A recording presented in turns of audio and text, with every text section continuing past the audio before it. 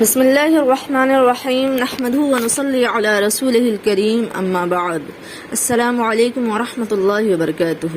میری عزیز بہنوں، سب سے پہلے آپ تمام ناظرین و سامعین کو 75ویں یوم آزادی کے موقع پر دلی مبارکباد پیش کرتی ہوں۔ میری عزیز بہنوں، آپ کئی دن سے دیکھ رہی تھی کہ ہمارے آن لائن مدرسے کے بچے اپنے کمالات اور جوہر کو طرح طرح سے پیش کر رہے تھے۔ ایسے میں اب مجھے کچھ کہنے کی ضرورت نہیں تھی، لیکن دل کی ایک سلگتی ہوئی چنگاری نے آواز تھی کہ میں اپنے قوم اور مسلمانان ہند کو یہ بات بتا سکوں کہ مسلمانوں سنبھل جاؤ، سنبھل جانے کا وقت آیا۔ مسلمانوں سنبھل جاؤ، سنبھل جانے کا وقت آیا، بہت سوئے ہو تم، اب ہوش میں آنے کا وقت آیا۔ عزیزان ملک و ملت، ابھی ہم مسلمانان ہندوستان میں جس حال سے گزر رہے ہیں اس کو بیان کرنے کی ضرورت نہیں۔ کبھی سی اے اور NRC کے چکر میں ہمیں جاڑے کی سرد راتوں میں گھروں سے نکل کر اپنا جن من دھن تمام چیزوں کو لٹا کر شاہین باغ آباد کرنا پڑتا ہے۔ کبھی 3 طلاق کے لیے آوازیں بلند کرنی پڑتی ہے اور کبھی تو بابری مسجد کے لیے سسکنا پڑتا ہے۔ آخر یہ سب کیوں کرنا پڑتا ہے؟ باطل اور فسطائی طاقتوں کو یہ کس نے کہنے کی ہمت دے دی؟ کیسے انہیں ہمت ہو گئی کہ مسلمان یہاں کا باشندہ نہیں ہے، کسی اور جگہ سے آ کر مسلمان یہاں آباد ہو گیا ہے، یہ ہمارے ملک پر قابض ہو گیا ہے؟ کبھی مسلمان کو غدار کہا گیا اور کبھی وطن کی سرپرستی کا ثبوت مانگا گیا۔ اس کی واحد وجہ یہ ہے کہ ہم نے اپنی تاریخ کو بھلا دیا، ہم نے اپنے آباء و اجداد کی قربانیوں کو فراموش کر دیا۔ یاد رکھیے کہ جب کسی قوم کو مٹانا مقصود ہوتا ہے تو سب سے پہلے اس کی تاریخ مٹائی جاتی ہے۔ آج جواہر لال نہرو، سردار ولبھ بھائی پٹیل، گاندھی جی اور ان تمام بڑے بڑے لیڈروں کے نام تو بڑے جوش و خروش سے لیے جاتے ہیں، عظمت کے ساتھ لیا جاتا ہے، لیکن مسلمان لیڈروں کے نام کہاں چلے گئے؟ وہ 1 ملین سے بھی کہیں زیادہ مسلمانان ہند نے اپنے خون کی قربانی دی ہے، آج ان کے نام کسی کو معلوم نہیں۔ ارے جتنا یہ جھوٹے وطن پرستوں نے اپنا پیسہ نہیں بہایا ہے، اس سے کہیں زیادہ مسلم لیڈروں نے اپنا خون بہایا ہے، اس وطن کو اپنے خون سے سینچا ہے۔ دلی سے لاہور تک کوئی ایسا درخت نہ تھا جس پر علماء کی لاشیں نہ لٹکی ہوئی تھی۔ آج بھی انڈیا گیٹ پر جن سوتنترتا سینانیوں کا نام لکھا ہوا ہے، وہاں جا کر آپ دیکھ لیں کہ اس میں ہمارا نام آپ کو زیادہ ملے گا، لیکن عوام کی زبان پر مجاہدین آزادی میں صرف ایک آدھ نام کہیں مولانا ابوالکلام آزاد کا لے لیا جاتا ہے۔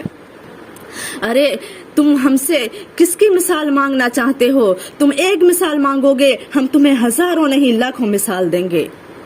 کس کی تم ذکر کرو گے؟ تم اگر بادشاہوں کی مثال لینا چاہتے ہو تو کان کھول کر سن لو، آج جگہ جگہ یہ لکھا رہتا ہے، مکانوں پر، گاڑیوں پر، پوسٹروں پر، بینروں پر کہ میرا بھارت مہان ہے۔ ذرا سوچو تو صحیح کہ بھارت کو مہان کس نے بنایا؟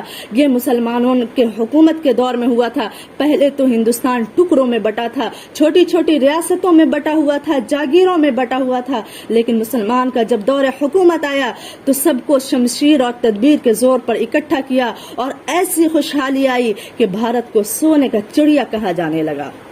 اتنا ہی نہیں، اس وطن کو بچانے کے لیے بہادر شاہ ظفر نے اپنے 12 بیٹوں کا سر کٹانا تو گوارا کیا، لیکن وطن کو انگریزوں کے حوالے کرنا گوارا نہیں کیا۔ ارے وہ ہمارا ہی شیر میسور ٹیپو سلطان تھا جو بہادری سے خود بھی لڑتا رہا اور سارے ہندوستانیوں کو یہ پیغام دیتا رہا کہ شیر کی ایک دن کی زندگی گیدڑ کے 100 سالہ زندگی سے افضل ہوتی ہے۔ کہاں تک میں ذکر کروں؟ اتنے کثیر تعداد میں مجاہدین آزادی ہیں کہ ان کا ذکر چند صفحات میں نہیں کیا جا سکتا ہے، چند منٹوں میں ان کو نہیں سمیٹا جا سکتا ہے، لیکن پھر بھی میں اپنے بات کو سمیٹنے کی کوشش کرتی ہوں کہ اگر علماء کی مثال چاہتے ہو تو اے باطل فرقہ پرست طاقتوں سن لو، مولانا ابوالکلام آزاد نے اپنی زندگی کی ایک لمبی عمر جیل میں گزار دیا۔ وہ کیوں؟ اسی وطن کو بچانے کے لیے تو مولانا نے اس وطن کے لیے کیا کیا اور کتنی قربانیاں دیں اس وطن کو بچانے کے لیے، اس کا ثبوت اس تاریخ خطبہ سے ملتا ہے جو جو تقسیم ہند کے وقت مولانا نے دیا تھا۔ اسی طرح مولانا مظہر الحق، آج ان کے نام کو کوئی نہیں جانتا ہے کہ انہوں نے ہندوستانیوں کے لیے کیسی عظیم قربانی دی ہے، جن کے گھروں میں گاندھی جی اور ان کی وائف کستوربا گاندھی آ کر ٹھہرتی تھی پٹنہ میں اپنے مشن کو کامیاب بنانے کے لیے، وہ گھر مولانا مظہر الحق کا ہوتا تھا۔ گاندھی جی کو جب چمپارن ستیاگرہ میں دفعہ 144 کے خلاف ورزی کا الزام لگا کر ان پر مقدمہ چلایا گیا تھا تو مولانا مظہر الحق فوراً چمپارن پہنچے اور آپ کی وجہ سے مقدمہ کو اٹھا لیا گیا تھا۔ 32 ایکڑ زمین پر قائم کیا گیا صداقت آشرم، یہ زمین کس کی تھی؟ یہ کس نے اتنا بڑا زمین دیا تھا؟ یہ زمین مولانا مظہر الحق کی تھی۔ انگریزوں کی تعلیم کا بائیکاٹ کرنے کے لیے جب پٹنہ یونیورسٹی کے اسٹوڈنٹ مولانا کے پاس پہنچے اور کہا کہ ہم انگریزوں کے زیر نگرانی تعلیم حاصل نہیں کرنا چاہتے، آپ ہمارے لیے تعلیم کا کوئی اچھا انتظام کر دیں، تو مولانا نے فوراً اپنی کوٹھی کو خالی کر دیا تھا اور تعلیم کے لیے وقف کر دیا تھا۔ یہ کس نے کیا تھا؟